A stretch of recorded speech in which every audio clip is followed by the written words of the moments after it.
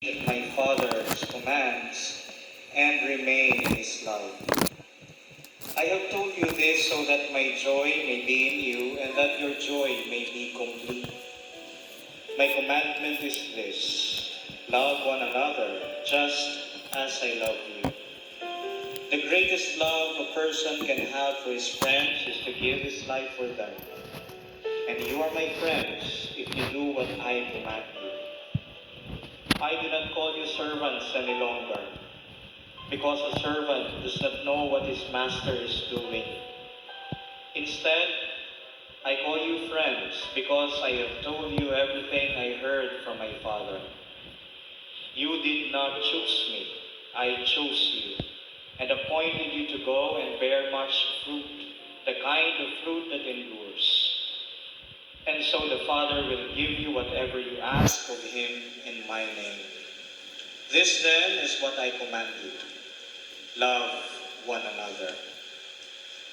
Sa wikang Tagalog, kung nananatili kayo sa akin at nananatili sa inyong mga salita ko, hingin ninyo ang inyong maibigan at ipagkakaloob sa inyo. Napararangalan ng Ama kung kayo'y namumunga ng sagana at sa gayo'y napatutunayang mga alagad ko kayo. Kung paanong iniibig ako ng Ama, gayon din naman iniibig ko kayo. Manatili kayo sa aking pag-ibig. Kung tinutupad ninyo ang aking mga utos, manatili kayo sa aking pag-ibig, sa kaniyang pag-ibig. Sinabi ko sa inyong mga bagay na ito upang makahati kayo sa kagalakan ko at malubos ang inyong kagalakan. Ito ang aking utos: mag-ibigan kayo gaya ng pag-ibig ko sa inyo. Walang pag-ibig na hihigit pa sa pag-ibig ng isang taong nag-aalay ng kaniyang buhay para sa kaniyang mga kaibigan. Kayo'y mga kaibigan ko kung tinutupad ninyo ang mga utos ko. Hindi ko na kayo inaaring alipin sapagkat hindi alam ng alipin ang ginagawa ng kaniyang Panginoon. Sa halip, inaari ko kayong mga kaibigan sapagkat sinabi ko sa inyo ang lahat ng narinig ko sa aking Ama. Hindi kayo ang pumili sa akin, ako ang pumili at humirang sa inyo upang kayo'y lumayo at mamunga at manatili ang inyong bunga. Sa gayon, ang anumang hingin ninyo sa Ama sa aking pangalan ay pagkakaloob sa inyo. Ito ang iniuutos ko sa inyo: mag-ibigan kayo. Mga kapatid sa pananampalataya, ito po ang mabuting balita ng ating kaligtasan. Ang Diyos. Sino gustong makarating sa langit?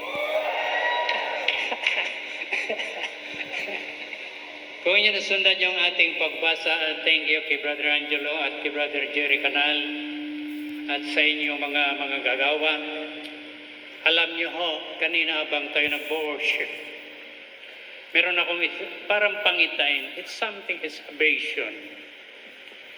Kasama ho natin ang Diyos ngayong araw na ito. God is with us today.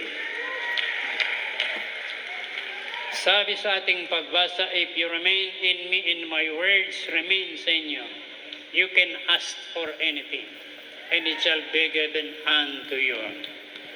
Tatanungin ko kayo, mag-isip kayo ng pinakang mahalagang ibibigay ng Diyos. Not only the material thing, sapagkat ako po, kapag ako humingi sa Diyos, bibihira ako humingi ng pera. Alam niyo kung anong hinihingi ko? Kanyang banal na presensya. Amen.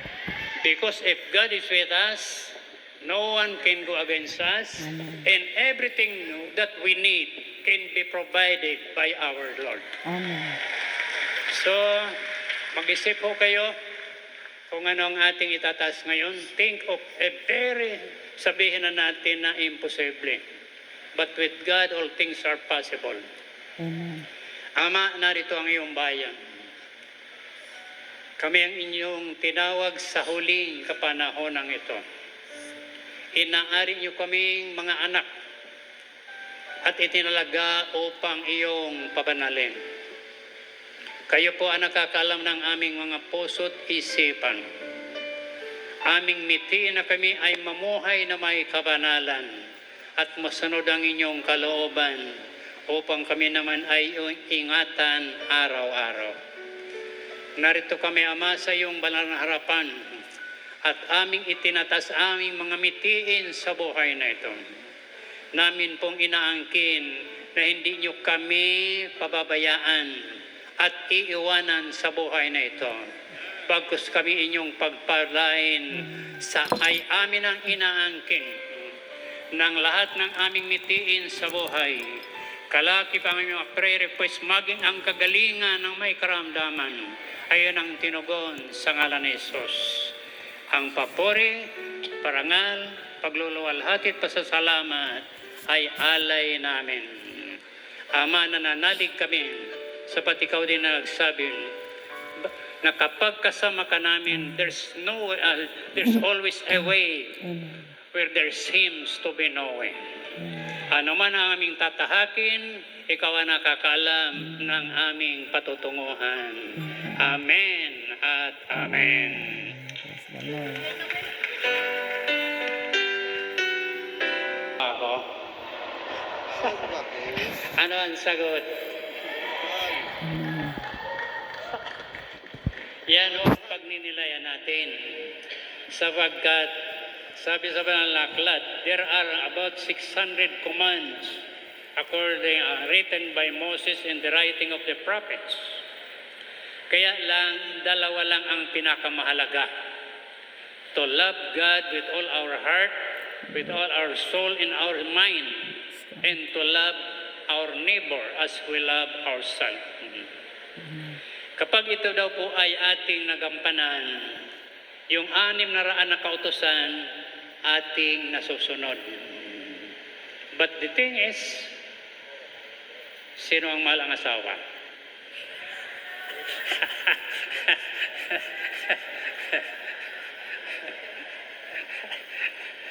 Naalala ko na ako'y wala pa sa gawaing ito. Sabi ko sa Mr. Wife, pautang naman. Alam niyo kung anong sagot sa akin? Basta babayaran mo, ha? Mag-asawa yun. And supposed to be our wife, our partner, is our nearest neighbor. Ang problema, kung bakit itong utos nito ay pinakangmahalaga sapagkat sabi ko nga, kapag ito po ay ating nasunod, ito ang tiyak. Lagi tayong answered prayer. Ang tanong, how can we love God with all our heart, our soul, and our mind, and our strength? Pinagnilayan ko rin po ito ng mabuti. Sapagat ito lang nireveal sa akin nung kailan lang. Dapat sa prayer meeting ko ito tatapik. Pero nagkataon na dito araw ng Martes, which is God's plan and purpose. Ito po ang aking napagnilayan. At ito po, huwag nating kakalimutan. Sabi sa banal na aklat, Genesis chapter 1, verse 26, let us create man, human beings, in our image and in our likeness. Kapag pinagnilayan ho natin ang mabuti na ikaw ay kamukha ng Diyos, kalarawan ng Diyos, regardless of your physical appearance, ito ho ang totoo. Ako'y nakakatiyak na kapag inangkin natin yon, mananahan sa ating puso ang Espiritu ng Panginoon. Because God sees in the heart, not in our physical appearance. Di ba, mayroong pango, mayroong maitim, mayroong matangkad, mayroong pandak. How come? Sabi ng Diyos, lalangin natin na ang tao nating kalarawan at kawangis. So pag nilayan yun, mabuti yun. Thinking of that, how God loves us. Kapag ikaw ay ginawang kalarawan at kawangis ng Diyos, ito ho ang totoo. tiyak na ikaw ay tinawag at hinirang ng Diyos. Tiyak na ikaw ay tinawag at hinirang ng Diyos. Jeremiah chapter 1 verse 5, ito ang sabi ng Diyos kay Jeremiah, before I conceive you, before I form you in the womb, I knew you. And before you were born, I have appointed you to be a prophet to the nation. The same thing with us today. Amen. Sabi sa akin ng Diyos, Brother John, I created you for a purpose. Although sa lumang buhay mo, ikaw ay naging sugarol, mandaraya ng timbangan, o ikaw ay nagninegosyo. Nung ikaw nasa film life, ayaw mong masapawan. But this, I would say, I have appointed you para dumating ang panahon na ikaw ay maghahayag ng aking mga salita. Amen. Tatay, nanay, doktor, abogado, ano man ang ating profession sa buhay na ito, those are part of our calling because we are born for a purpose. Amen. Sabi ng isang philosopher, who am I in this world? Why I am in this world? But what I am for in this world? Amen. Ito ay sinabi ng isang philosopher, which is a very, kung ating pangnilay na mabuti, sino ba ako sa mundong ito? Yes, God. Bakit ba ako nasa mundong ito? Para ano ba ako sa mundong ito? Definitely, Amen. kung ikaw ay pinanganak sa mundong ito, God has a ito ho plan. ang totoo. My purpose. May magandang plano ang Diyos Amen. para sa iyo. Yes, Lord. And that is one manifestation of how God loves us so much. Ano nakalagay sa Biblia? Ito, proven ito ng medical science. Doon pa lang sa sinapupunan, libo-libo na yata ang nag-aaway-away doon ng mga sperm. Mhm. Ay isa ka lang nabuo. Yes. Pirang ka Glory to God in Jesus' name. sapagkat alam nyo kung bakit champion ka? Sinabi ng Diyos, before I form you, I know you. And before you were born, I have appointed you. Amen. Mayroon tayong gagampanan sa buhay na ito. Salamat sa Diyos sa ating kapanahonan ngayon, lalo dito sa bansang Pilipinas. Yes, Lord. There are about 112 million Filipinos. Lagi ko itong pinagnilayan din. At this very moment, ilan ang Tumugon. Pilipino of the 112 million Pilipino, kasama na wala tayong gawain ng Martes sa ating ministry. Ilan ang Pilipino na sa mga sandaling ito ang ating pinagninilayan ay ang Panginoon. Praise the Lord. Diba? Meaning, definitely we are called for a purpose. Amen. Ako 32 years ako sa insurance. Ngayon 38 years na ako dito. Wow. Sa 1985 akong tinawag dito sa gawain ito. Sabi ko doon sa aking mga anak, definitely ito ang plano ng Diyos sa buhay ko. And there are many manifestation kung bakit ako tinawag na talagang ito ang panawagan sa akin ng Diyos. Wala ba kayong napansin sa akin? Nakakabasa ako, wala akong salamin. Wow. Praise God. Di ba? Praise the And Lord. that was one sign that you are favored by God. Amen, Lord. Alatandaan ho yun. Kaya sabi nga nung anak kong panganay, Daddy, mag-retire ka na. Ni-research ko sa Biblia, wala kong nabasang retirement. Praise God. Tapos yung Si Brother Ike, wala akong nabasa na lingkod ng Diyos na nag-retire. Praise the Lord. Sapagkat alam niyo kung bakit? Instrumento lang ho tayo. Amen. Ng Panginoon. What God needs is our heart, our commitment, Yes, oh God. our dedication to our calling. Yan ang gusto niya sa atin. Kaya sabi ko nga, tatay, nanay, doktor, abogado, kahit ating Pangulo, sapagkat sabi sa Banal na Aklat, lahat ng Ecclesiastes chapter 3 verse 1, itinakda ho ni Yahweh. Kapag nasunod natin yung kanyang panukala, sabi niya, tingnan niyo nangyari kay Jeremiah, binasa ko ang book of Jeremiah tuloy, nung isang gabi. Tama yung sinabi, you will be a prophet to the nation, na hindi lang isang bansa, marami. Praise God. Sapagkat sabi sa Banal na Aklat, lilipas ang langit at ang lupa, ngunit ang kanyang mga salita ay hindi mawala ng bisa.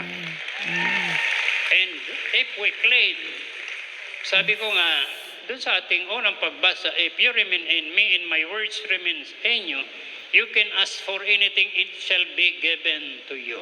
Praise the Lord. Anything that we can ask. Pag nilayan natin na mabuti yon, na ibig sabihin, sa Diyos walang imposible. Amen. Kapag yung ating puso ay nasa Panginoon, hindi pa natin hinihingi, dumarating na. Praise the Lord. Amen. Yan ho. Ako naranasan ko yan sa buhay ko. So, isa yun na huwag nating kakalimutan. We are created into His image and likeness. At tinawag ho tayo. At isa pang nakakatuwa, sabi sa book of Philippians, Praise God. at pag nilay niyo mabuti yun. Even before the creation of the world, we will destined to be called. Paano nangyari yun? God's plan. Pinagnilayan ko rin ng mabuti yun. God's plan. Nasabi ko nga, kaya tayo, you are born a champion. Sapagat lahat ng taong ipinanganak sa mundong ito, may hiningan ng the breath of life of Yahweh El Shaddai. Amen. At yun ang kasama na niya noong paman na nasa sa atin. Amen. Kaya special creation ho tayo.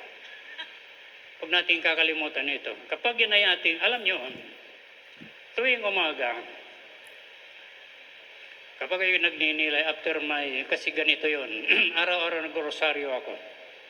Lalo yung Divine Mercy ko started in 2008. Doon ko na tuklasan ito sa New York. Kapag kayo nag-devotion sa Divine Mercy, napakaganda ho ng pangako ng Diyos yan. Maniwala ho kayo. You will be blessed. You will be protected. Amen. You will be provided. At higit sa lahat, ramdam mo ang presensya ng Diyos araw-araw. Praise the Lord. Praise God. Pinagnilayan ko po ng mabuti yan. So, isipin na lang natin na kamukha natin ang Diyos. Dapat lang na mahalin natin siya buong puso, buong isip, buong lakas, at buong kaluluwa. Sapagkat halimbawa maitim ka, pinipintasan ka ng iyong kapitbahay, thinking that you are in the image and likeness of God, mawala yung galit. Sasabihin mo lang, pintasan mo man akong pintasan, basta ang malaga, kamukha ko ang Diyos. Hindi ba, ano? Alam mo, meron tayo sa mga gawan, hindi ko maalala kung saan yun. Sabi niya, Brother John, ako lang usap-usapan dito sa atin. Talk of the town ako. Kayo may gawain. Ay kasi ang tingin, hindi diretso. At sabi ko, maswerte ka. Exceptional ka, sabi ko. Sapagkat, halimbawa may kaaway ka na ang tingin mo palihis, hindi ka susuntukin.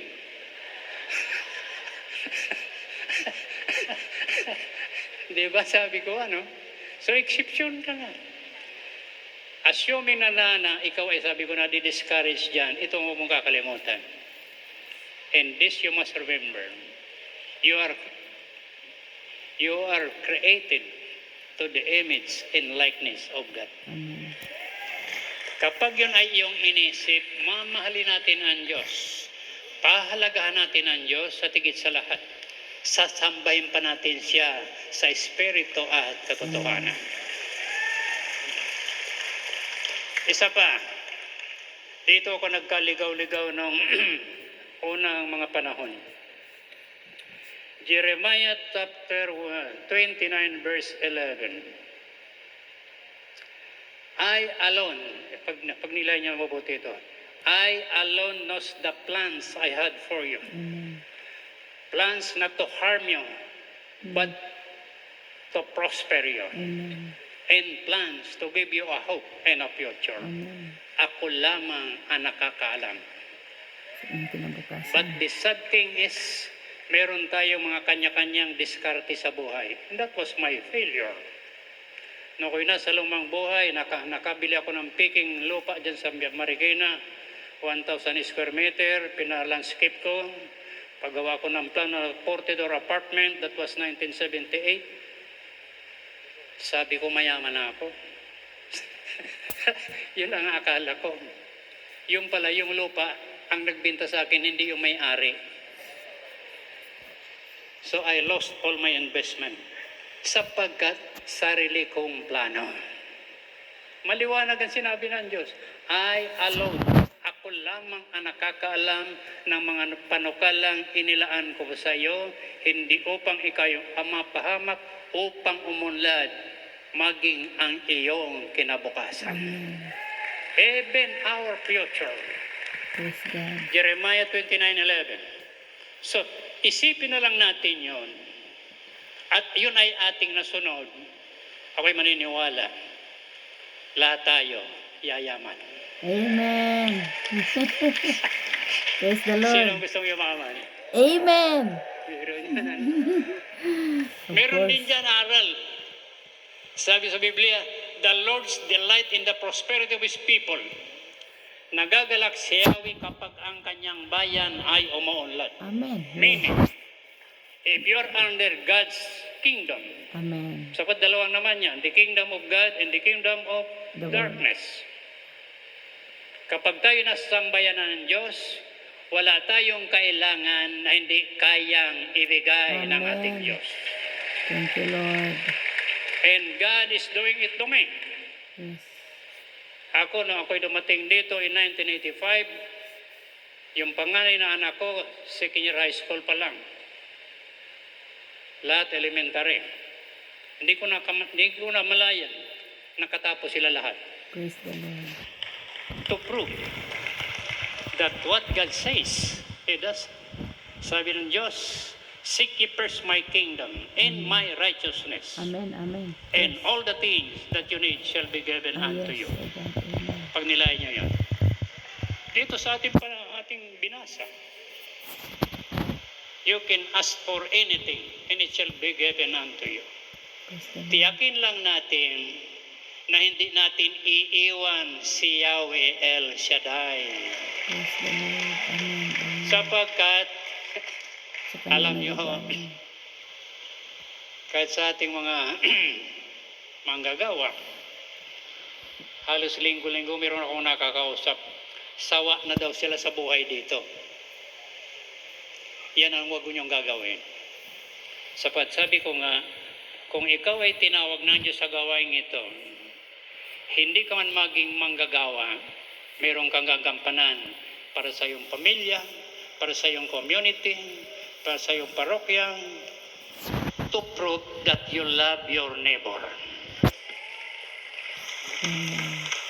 To prove that you love your neighbor. Yan ang totoo. Itong ating pinagnanilayan ito, yung mga, alam niyo ho, simple lang ang buhay kong ating isip. Isa pang sumpungan ko sa banal na aklat, na hindi natin ito namamalayan. Tuwing umaga daw, bagong buhay na bigay ni Yahweh.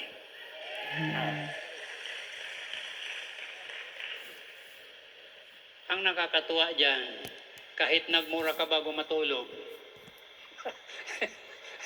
di ba ano?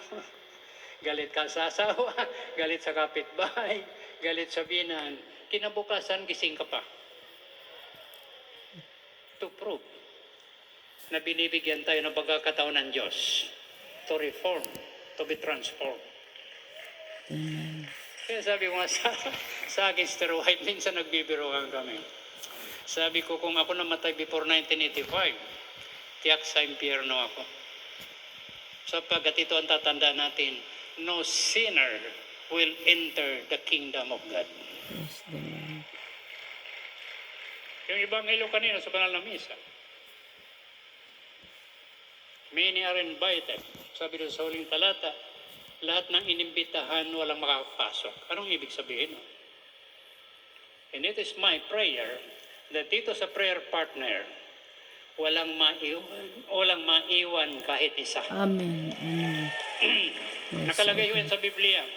Sabi ng Panginoon Kristo, ito ang kalooban ng aking Ama. Lahat ng kanyang ibinigay sa akin, walang mawala kahit isa. Amen. Bagkus may sama ko tungo sa buhay na walang Amen. hanggan. Amen. John chapter 6 verse 39 and following. Inaangkin ko ho yan. It is my prayer. Yes, Lord.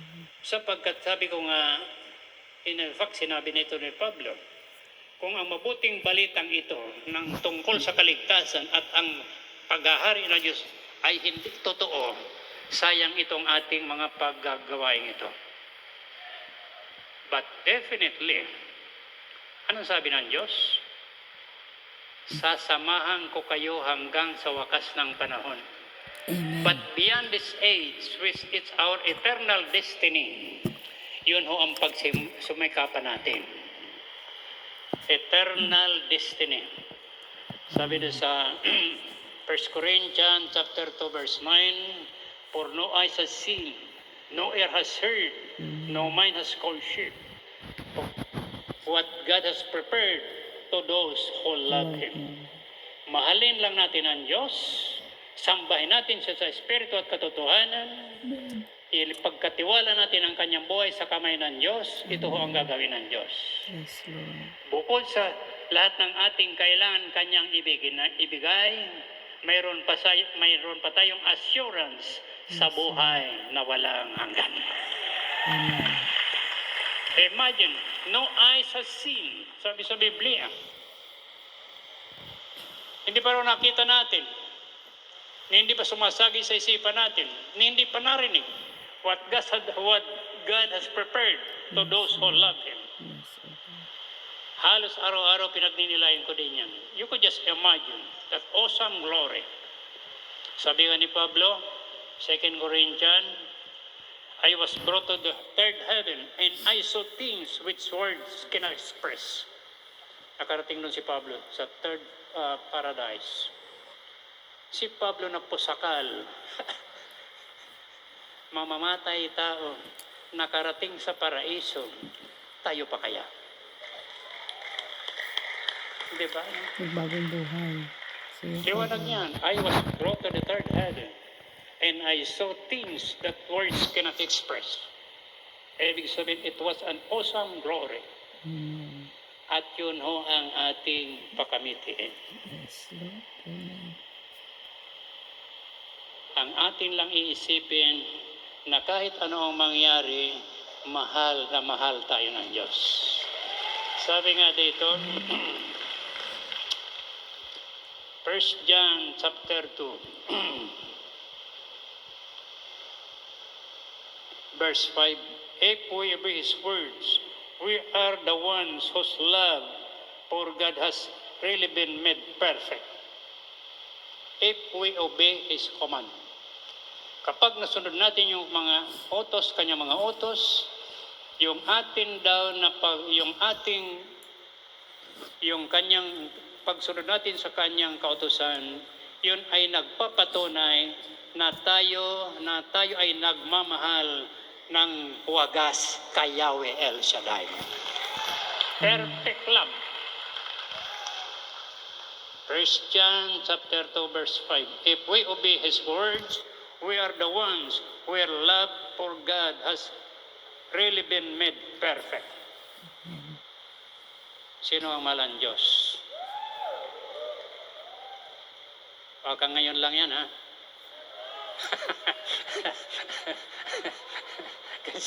kasi ganito yan, ha? Alam ko nyo ako'y tinawag dito. 1985 March. ang ginawa ko, seminar ako LSS.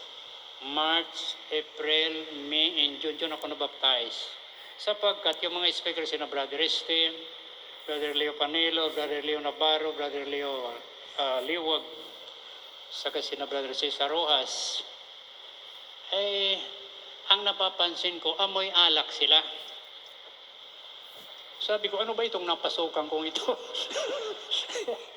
So, ilisis ako ng March, April, May. Pero natumba ko nung June. Alam niyo kung ano lumabas sa bibig ko? Sabi ko, Lord, sa'yo na ako. That was June 1985. Ibig sabihin, 4 akong buwan na pinagtiyaga ng Panginoon. Kasi ang hindi ko napansin noon, yung mga speaker, amoy alak, ako pala, amoy alak din.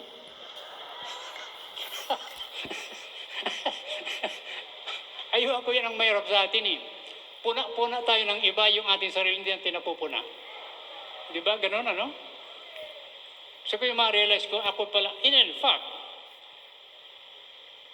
nakalaya ko sa alak, kung hindi ako nagkakamali, 1991. May baon pa ako sa kotse. Lahat ng alak na tikman ko nung ako'y nasa mundo. But by God's grace, God's mercy, and God's love, natuloy ang plano ng Diyos.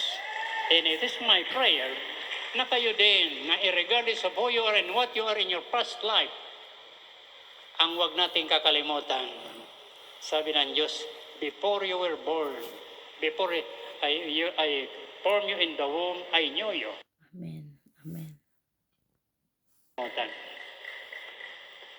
At sabi ko nga doon sa aking mga anak, Praise God. Hallelujah. ng foundation ng prayer partner. So sabi ng anak kong bunso, mayroon na kami daddy ng ID. Sabi ko nini, ang ID hindi passport to heaven. The real passport to heaven is our personal relationship with God. Our love for God, our reverence for God, and most especially, yung ating Pananampalataya, paniniwala. Diyos, wala tayo sa mundong ito. Amen. Amen. Na kung wala ang Diyos, wala ho tayo sa mundong ito. Di ba? Ano? So, doon pa lang, created in the image and likeness of God, bago ipinanganak, hinirang na. Nung ipanganak, inappoint na for a purpose. Kaya kung ano man yung atin, katulad dito sa atin, yung mga aser, you are appointed for an aser. Kaming mga preacher, as a preacher. Diba? Kayo namang mga coordinator, mag-coordinator kayo. Pero huwag kayo mag-aaway-away. Di ba, ano? Marami ko tinatanggap na reklamo dyan. Kasi ganito yun. Kapag hindi natin sunod yun, hindi natin masunod yung pangalawang utos. Love your neighbor as you love yourself. Di ba, no? Yun lang. Yun lang. Alam mo kung bakit mahirap yun to love your neighbor? Kahit yung asawa eh. Di ba, no? Naalala ko noon, galing ako sa insurance. Pagdating ko sa bahay, sabi ng sister wife ko, saan ka galing? Alam mo kung anong sagot ko? Anong pakialam mo? Di away na kami. Away na kami. By words lang, hindi naman nagbubuntalan. Ang pinagtataka ko, kahit naka-aircon, napakainit. Pero nung nandito na, kahit walang aircon, Malamig. magkaya ka pa. Alam niyo kung bakit? Ramdam ang presensya ng Panginoon. Amen. Totoo po yun. Kumakausap Mr. Poli, marami kaming mga kumbaga differences before. Salamat sa Diyos sapagkat Kasi ako ang unang tinawag sa gawain ito sa bahay namin. Praise the Lord. Ako ang unang tinawag. So, salamat sa Diyos sa pag-asa ka. Ito pa ang nangyari. Walang taong tumawag sa akin dito. It was through the radio.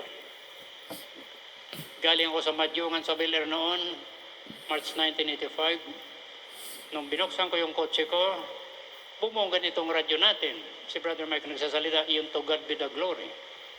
Alam niyo kung anong narinig kong salita? Kapayapaang kaloob ng Diyos. Praise The the Lord. peace of God. Yun lang. Patunay that every God's word has power. Amen. Praise the It Lord. has the power to change, to transform us, Amen. to renew us Yes, Lord. for the glory of God. Amen. Yun ang aking For our natuklasan dito. salvation as well. Kaya mula noon, sabi ko, salamat po sa Diyos. Yes, Lord. Minsan nga, kami ni Brother Rick, nagbibiruan eh. Magkababayan kami. Pareho kami sugarol. Sabong ako, lahat meron. In fact, meron pa akong manok ngayon. Oh. Ah. Pero hindi ka na Kaya lang, nagsasabong, hindi na brad. ako nagsasabong. Ay, thank you, Lord. Sapagkat Narinig. meron akong covenant kay Lord. Sabi ko, Lord, sa iyo na ako. Kakatayin na lang yung manok. Amen. Iulam.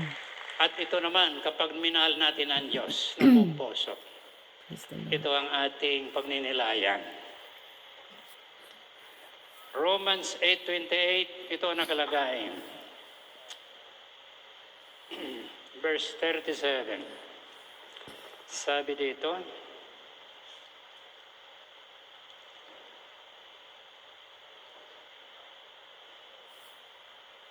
in all things we have confidence that through God,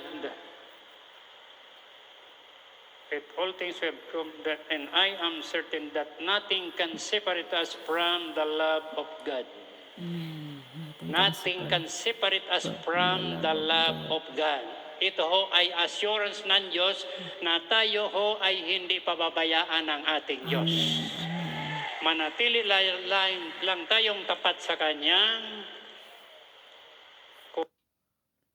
Ang Diyos ay tapat always. Praise God. Pilit humingi, may darating na biyaya at Praise the Lord. Hallelujah. Sige. ay sinungaling.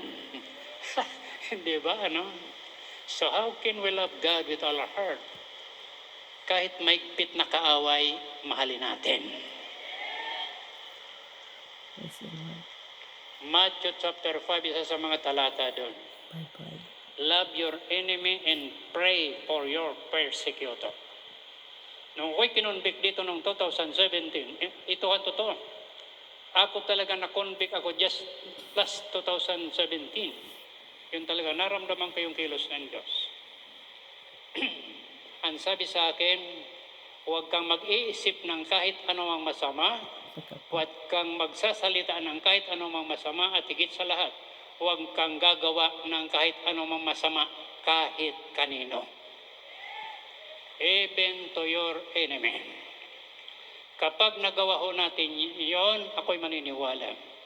Patunay yon na mahal natin ang utos ng Diyos. Amen. Amen. Na tayo ay may pag-asa. Buhay na pag-asa. Sino umasa sa Diyos? Kapag yan ay halimbawa umaasa ka na yayaman ka pa in some other ways, ito ang totoo. Kapag tayo umasa sa Diyos, hindi ho tayo mabibigo. Amen. Totoo po yan. So, loobin ng ating Diyos sa araw na ito ay tinakda sa atin ng Panginoon. Na simula sa araw na ito, bagong puso, bagong isipan, maluwag na mapayapang pamumuhay, at higit sa lahat, ramdam lagi ang presensya ng Diyos. Amen. Tumayo po tayo. Ama, salamat po sa inyong mga salita na aming pinagnilayan sa araw na ito. Ito naway tumimo sa aming puso upang patuloy kaming magmahalan upang inyo naman madama na kami ay nagmamahal sa iyo. Yes, Lord. Kayo po ang humirang sa amin sa kapanahonan. Kayo po nagtakda na kami ariing iyong bayan bago palikhain ang sanlibutan ito. Amen, Lord. Sa kabila ng ay mga kahinaan, ay mga pagkukulang, kami itinangi sa karamihan Amen. upang iyong pabanalin. Amen. Kaya Ama, sa aming pakikipagtipan sa inyo sa araw na ito, Yes, Lord. loobin niyo nawa na kami makapamuhay na may kabanalan. Masunod ang Amen. inyong kalooban Yes, at Lord. ingatan ng inyong kapangyarihan. Amen. Abutin mo po, Ama, yung pagpalang kamay ang lahat ng mga naghahanap ng kagalingan, kalakasan, Yes, Lord. naghahanap ng kapayapaan, Yes, Lord. kapanatagan bilang iyong mga inirang at lingkod sa inyong banal na gawain. At higit sa latama, basbasan niyo po kami ng iyong banal na Espiritu Yes, na Lord. siyang aming gabay sa buhay nito sa araw-araw. Amen at amen. Amen. Amen. Praise the Lord. Tayo magpuri at magpasalamat sa ating Panginoon. Amen. At Amen. ingatan sa lahat ng panahon. Amen. Salamat Praise sa God. Diyos. Salamat sa Lord. Thank you, Jesus. Lord to God. Amen. Amen. Salamat sa Diyos. Thank you, Lord. Praise the Lord. Isa na namang matagumpay na gawain sa araw pong ito. Thank you, Lord, sa mensahe mo through Brother Joe Tanyahora. Si Brother Joe ay medyo kaedad lang yata sila ni Brother Mike, or baka mas matanda pa si Brother Joe Tanyahora kay Brother Mike. Pero tingnan mo naman, pinagpalang lubos, blessed na blessed lahat po niyang anak. Hindi ako nagkamali ng una niyang mga patotoo is talagang all of them are successful sa kanilang mga buhay, at may anak siya o mga yata sa Amerika nagtatrabaho. Kaya si Brother Joe ay talagang pinagpalang lubos. Napakaganda po talaga kung ang ama ng tahanan ay siyang unang tumugon sa panawagan ng Diyos. At ito po ay dadaloy sa buong pamilya, sa mga anak, sa mga apo. Dahil ang pagpapala ng Diyos, ang grasya ng Diyos ay sasalin po ito sa kanyang membro ng pamilya. Kaya napakaganda, lalo na kung ang ama at ina ng tahanan ay nagkakaisa. Ito po ay malaking tulong po, malaking bagay po sa buong pamilya. At walang hihingin ang pamilya na hindi ibibigay ng Diyos dahil nagkakaisa. So, yun lang po. Maraming salamat. To God be the highest glory. Amen and amen.